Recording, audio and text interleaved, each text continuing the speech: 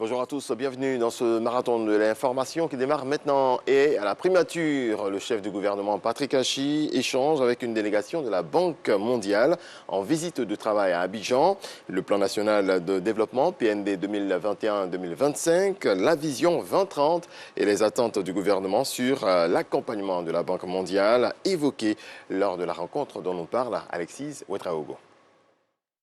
Ce mercredi à la primature, le Premier ministre reçoit une délégation d'administrateurs de la Banque mondiale en visite de travail dans le pays. C'est toujours un plaisir de recevoir, bien sûr, une équipe des administrateurs qui viennent sur le terrain pour s'enquérir, je dirais, pour toucher du doigt certaines réalités pratiques.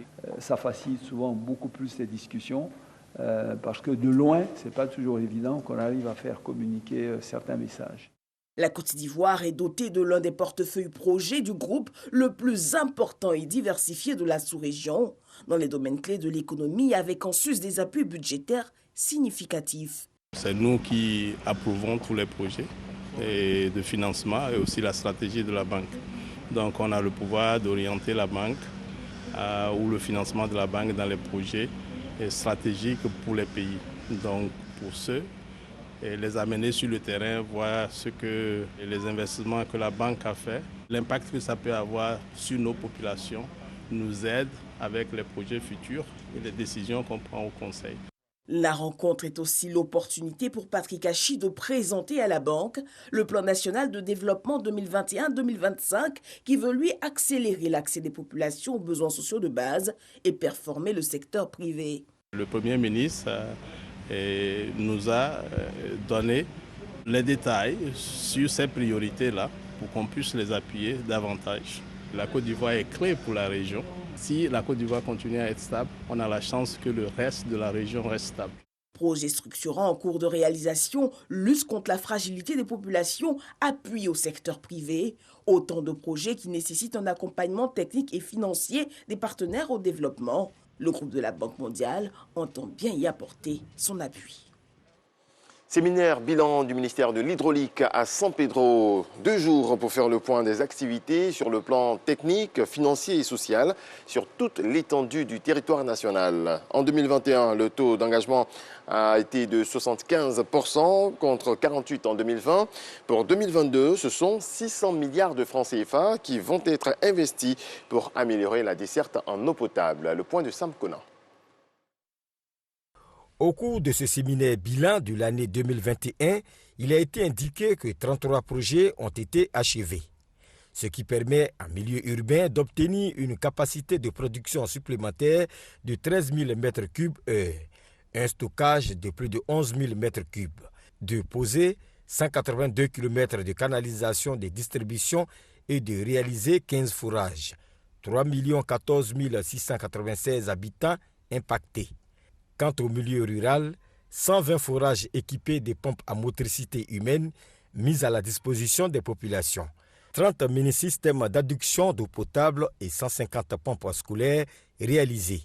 15 633 pompes à motricité humaine ont été maintenues.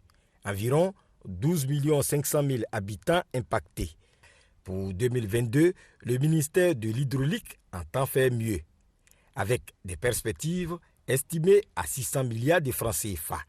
Et le ministre-gouverneur du Bassa-Sandra, Philippe Légré, pense que la bataille de l'eau sera gagnée par le gouvernement. Le gouvernement a gagné plusieurs batailles. La bataille de la route, elle est complètement gagnée. La bataille de l'électrification, elle est complètement gagnée. Aujourd'hui, il y a la bataille de l'eau. Parce que sans eau, il n'y a pas de vie. Laurent Tchagba engage tout son département ministériel pour atteindre les objectifs fixés par le président Alassane Ouattara.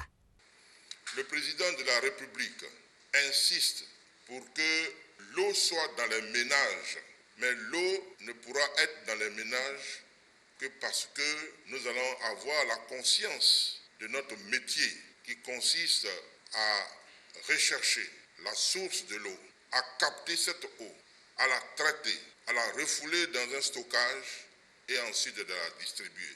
Mais tant que l'eau n'est pas à domicile, nous n'avons pas atteint notre objectif. Le ministre Laurent Tchagba rassure. En 2022, toutes les régions du pays vont bénéficier chacune des 1000 branchements sociaux.